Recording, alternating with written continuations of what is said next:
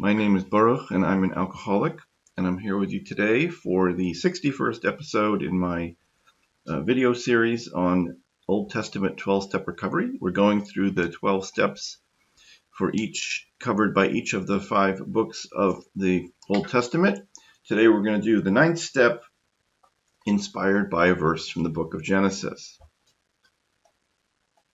The verse for today is Genesis 32:25, which reads, "Jacob was left alone, and a man wrestled with him until the break of dawn." So this is a kind of a puzzling little piece of the book of Genesis. Let me explain what's going on first, and then we can talk about what it means. So Jacob, as we might remember from earlier in the book of Genesis and earlier in this video series, Jacob had a twin brother named Esau. They were the sons of Isaac and Rebekah. Jacob and Esau were the grandsons of Abraham. They were therefore the third generation in the lineage of the patriarchs, the founders, the founders of and leaders of monotheism in the world, the ancestors of the Judeo-Christian tradition. And as we know from earlier in the story, Jacob bought the birthright from Esau for a bowl of soup. He bought even though Jacob was younger and Esau was older and entitled to the blessing from Isaac, the blessing that he would be the leader of the Jewish tribes and the founder of the Judeo-Christian tradition, he bought the bracha from Esau, and he then tricked his father Isaac into giving him the blessing. And this caused his brother Esau, even though Esau knew that he sold his blessing, he was still very angry about it.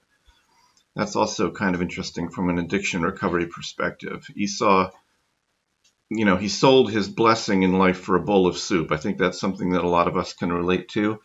He then turned around and was resentful about it. So he's really, Esau really needs to get himself to a meeting, but he's not that kind of guy. Instead, he swears that he's going to kill his brother Jacob. Jacob flees and spends many years away from his home city, staying with Laban, his cousin, who was a swindler and a thief.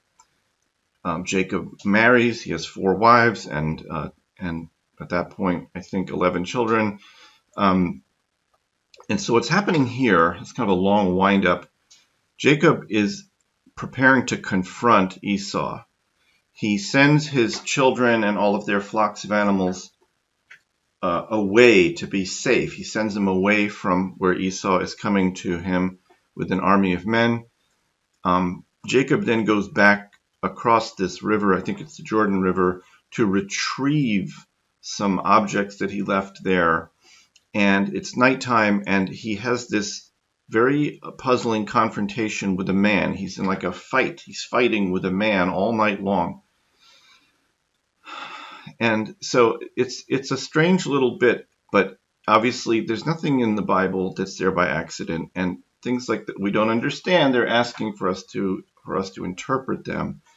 So there are a number of interpretations of this verse. One is that Jacob was not actually fighting with a man, he was fighting with an angel. He was fighting with the angel of Esau. And the struggle was about what Jacob was going to do in his life. Was he going to confront Esau or not? And what happens is, spoiler alert, he ends up confronting Esau, and the two men actually reconcile. Esau decides he's not going to kill Jacob after all, and they embrace, and they haven't seen each other in many years, and they both weep in tears of joy. So it's a fascinating turnaround, but it's also, today we're going to talk about the 9th step. This is what the 9th step is all about. The 9th step, which you're probably familiar with, is made direct amends to such people wherever possible, except when to do so would injure them or others. And if you've been through the steps and you've been in recovery, this is a big deal. Doing the 9th step is not easy because all the steps up until this point, the first 8 steps, are either things that you do inside your own head or things you talk about privately with your sponsor. The 9th step means you're gonna step outside of AA, and you're going to go talk to people who you know from your real life. And this can be very difficult. And chances are, if you're doing it right, it's going to be difficult. If it's easy, you probably haven't done it right, or you probably haven't done it enough. And one thing I've found in my own story is that the ninth step is something that you do, but then you go back to it because you think of you kind of do another eighth step, and you're like, oh, I better talk to this person. And this can go on for quite a while. I've had situations where, years later, after I've officially done my ninth step, I'm like, I really ought to do a ninth step with this person because I owe them an amends. And, what does it mean to make an amends? Sometimes it can just mean saying that you're sorry for what you did. That alone is usually plenty, but it also can be compensating people in certain ways.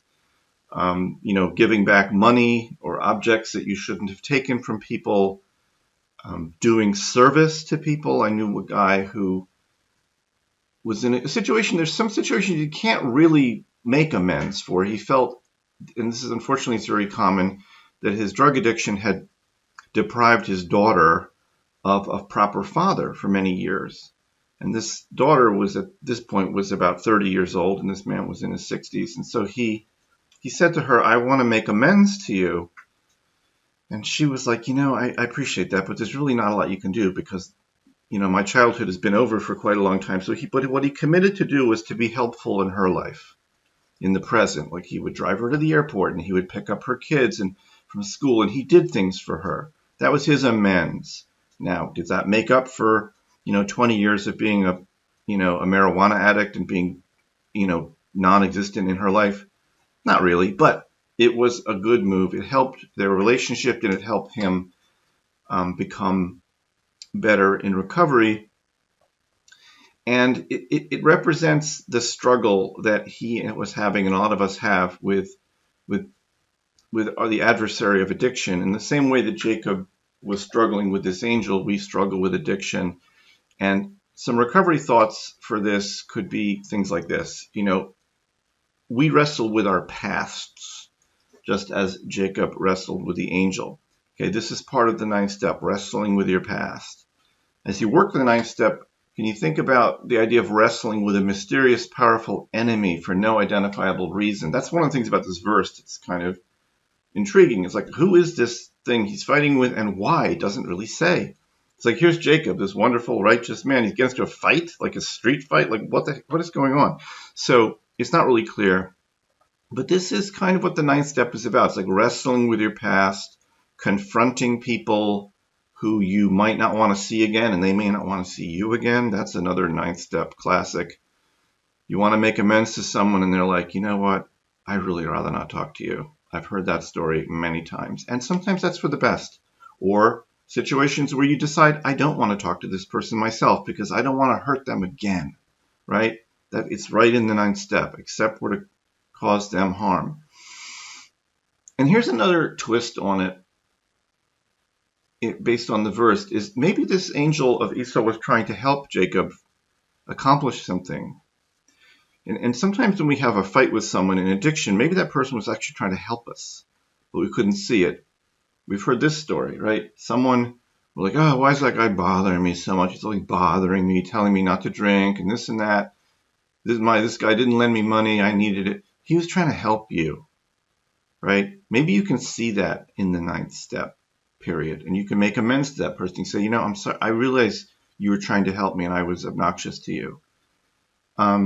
And so maybe for today, a thought is, can we embrace someone who we once resented or even hated? Can we do what Jacob and Esau were able to do after this struggle? Those are some thoughts for the ninth step based on the book of Genesis. If you like this process, I'd encourage you to get the Old Testament 12-step workbook. It's available at the link below. That's my little plug. I got to do it. Anyway, I hope you have a good day and a good sober day in recovery.